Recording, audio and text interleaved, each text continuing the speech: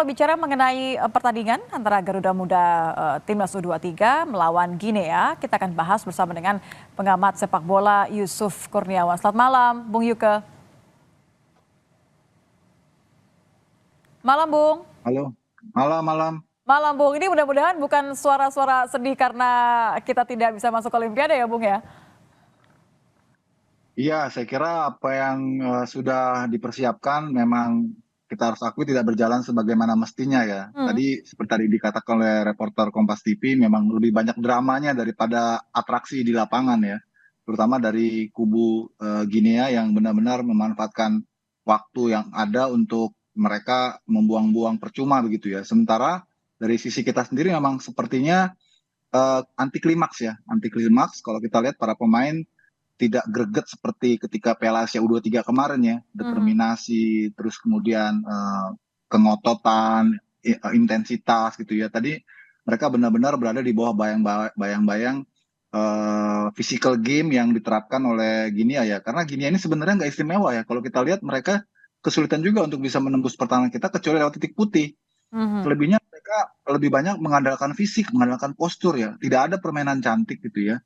Tidak ada permainan yang membahayakan sebenarnya kecuali aksi-aksi individu mereka aja. Kitanya yang memang tadi tidak kelihatan ya, tidak keluar ya performa. Karena beberapa pemain saya lihat memang di bawah permainan terbaiknya ya seperti Justin apa Ivar Jenner, kemudian juga Nathan Choaon ya walaupun belakangan Nathan sempat memberikan beberapa kali penyelamatan gitu tapi secara umum memang pemain-pemain diaspora kita ini tidak bermain optimal gitu ya, termasuk Menurut Anda tidak bermain baik. optimalnya ini karena memang terbawa dengan strategi mental yang digunakan oleh pemain Guinea, begitu kan karena mereka banyak main diving, tapi atau karena mereka sebenarnya memang sudah lelah dari segi fisik atau juga karena terakhir kebobolan 1-0 akhirnya menjadi tidak maksimal?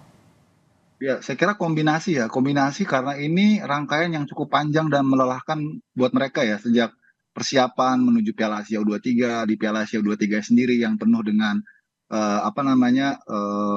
permainan yang intens gitu ya, menguras tenaga, mental, psikis gitu ya. Sehingga klimaks mereka itu memang boleh dibilang sedang turun ya saat ini ya, karena kalau kita mau jujur, peak performance mereka ya kemarin lawan Korea ya, setelah itu mereka turun-turun. Nah, ini yang kelihatan tadi sehingga chemistry mereka tidak lagi bisa didukung oleh level fitness mereka gitu. Dan juga absennya beberapa pemain ini juga ikut Mempengaruhi mempengaruhi ya? irama ya karena tanpa Rizky Ridho, tanpa Justin Hubner tentu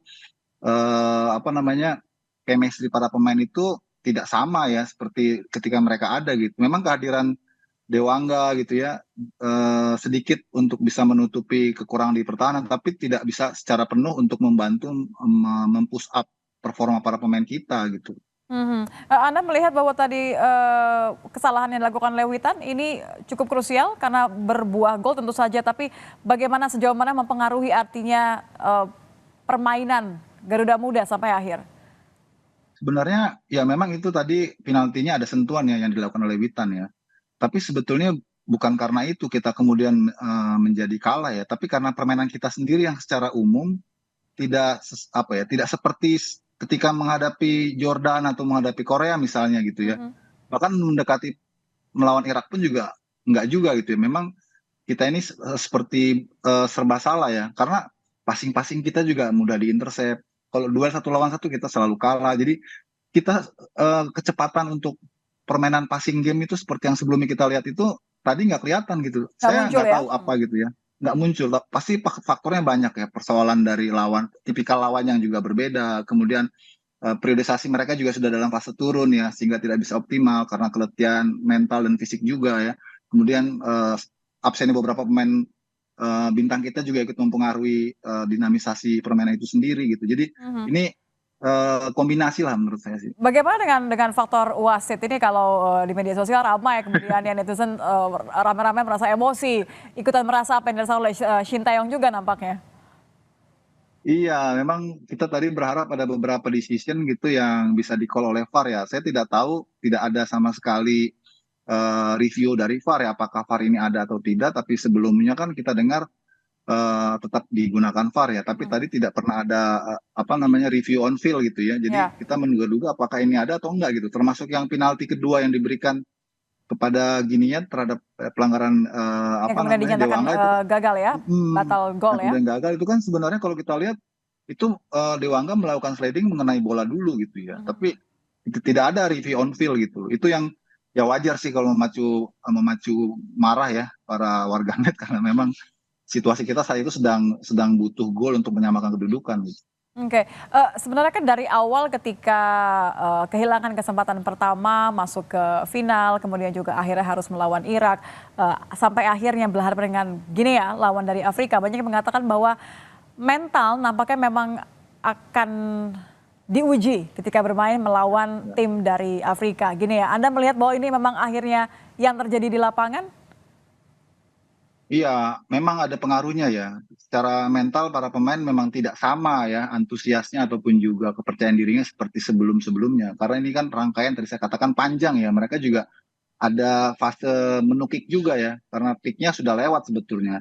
Kemudian yang kedua tadi, kita tuh nggak bisa bermain cepat ya, selalu salah intercept, salah passing, itu akhirnya membuat kepercayaan diri para pemain dan tim secara keseluruhan juga ikut turun gitu ya. Tadi berapa kali kan kita saksikan kita kalau duel satu lawan satu kalah terus gitu ya. Ya.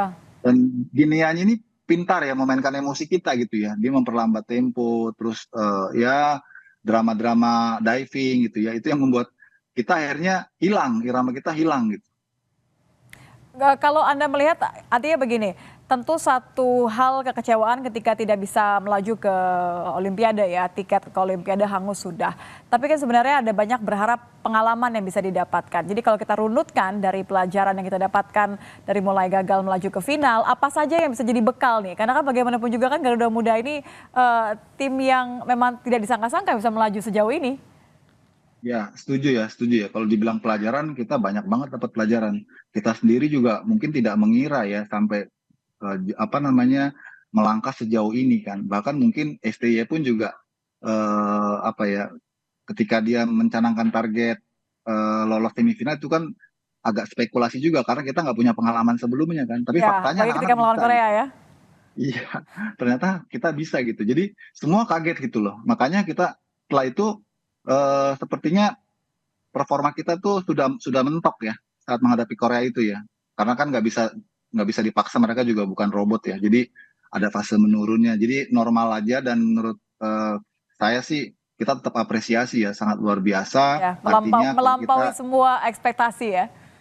betul, artinya kalau kita di kesempatan berikutnya ingin berbicara jauh lebih tinggi lagi, ya kita harus persiapkan generasi baru gitu ya yang notabene kualitasnya tidak kalah dengan yang saat ini ada gitu loh. Artinya kita kan dengan apa tambahan diaspora di tim ini 4 pemain pun itu ternyata bisa tuh mengangkat performa tim secara keseluruhan. Nah, Nah, besok-besok tinggal generasi berikutnya disiapkan. Artinya ini setelah U23 ini kan berarti yang nanti naik untuk kesempatan Olimpiade senior berikutnya ya. kan dari U20 kan yang naik Mhm. kan. Nah, itu yang saya kira juga dari sekarang harus mulai disiapkan agar pelatih lebih mudah gitu loh untuk bisa menyiapkan kader-kader baru di kesempatan berikutnya gitu. Oke baik, jadi masalah pengalaman terkait juga dengan mentalitas apalagi menghadapi lawan-lawan yang sudah artinya Iya, para pemain ini kan lebih memiliki pengalaman di laga-laga Eropa ya, bisa kita katakan dibandingkan dengan betul, pemain kita yang minim pengalaman di luar. betul, betul. Dan saya kira ini kita masih punya harapan ke depan ya, terutama dari timnas U23 ini karena kan 13 pemain timnas U23 ini sekarang itu kan punya pengalaman di timnas senior. Artinya untuk ke depan timnas senior kita nih tentu akan lebih baik, jauh lebih baik karena pengalaman yang sudah didapatkan oleh anak-anak U23 ini akan mereka bawa ke senior untuk bertanding di level-level yang lebih tinggi. Nah, itu yang eh, saya kira akan apa namanya ada masanya kita bisa menikmati itu ya karena mereka masih panjang nih. Tinggal untuk berikutnya nih untuk kelompok umur berikutnya seperti Mhm. Asian Games atau Olimpiade berikutnya. Nah, itu yang harus disiapkan oleh federasi dari sekarang gitu. Jangan jangan nunggu udah deket. Ini kan boleh dibilang persiapannya kan Mepet ya. nggak lama ya, Aha. nggak lama gitu loh. Nah, proses naturalisasinya juga cepat sekali ya dalam 1 tahun terakhir ini kan. Bayangkan kalau kita persiapkannya lebih jauh lebih dari itu, saya kira hasilnya bisa lebih menjanjikan. Betul. Saya sepakat ketika ada sesuatu yang baik, jangan mengandalkan kepada keberuntungan yang ada begitu ya. selalu tim-tim yang bisa melaju sampai akhir itu karena mereka sudah mempersiapkan dengan lebih baik. Ya. Artinya kalau apa yang sudah berhasil dilakukan sekarang, yang menurut Anda ini harus tetap dilakukan, poin-poinnya apa saja, Bung UK? Ya, tentunya kita kembali ke pondasi ya. Kita nggak bisa selalu instan ya, dalam arti melakukan diaspora secara babi buta gitu ya, tanpa kita menyiapkan pondasi domestiknya. Karena kan main bola ini kan tim ya. Main bola ini unit gitu loh. Jadi harus ada keseimbangan ya antara pemain-pemain hasil kompetisi domestik dengan pemain-pemain diaspora yang punya pengalaman internasional di Eropa, itu dikombin. Dan sekarang contohnya kita bisa tuh buktikan gitu ya, dengan kombinasi ini kita menghasilkan timnas yang bagus. Nah, jangan lupakan PSSI juga pembinaan ataupun kompetisi di bawah nih, supaya mereka lebih serius lagi. Kita nggak bisa selalu berharap pada pemain diaspora loh. Ya, Kita harus juga memproduksi pemain-pemain berkualitas dari kompetisi yang berkualitas juga. Nah, kompetisi kita yang kelompok umur kan boleh dibilang masih belum mumpuni ya. Ada memang misalnya Elite Pro Academy gitu ya, tapi kan itu hanya eksklusif milik Liga 1 ya. Padahal sepak bola kita luas ya, ada Liga 2, Liga 3, belum yang amatir. Itu kalau misalnya dibuat sebagai sistem untuk piramid sampai ke timnas, ini wah, potensinya besar sekali gitu. Ditambah pemain-pemain diaspora yang bisa menjadi instrumen booster ya, supaya level permainan timnas kita ke depannya lebih solid lagi.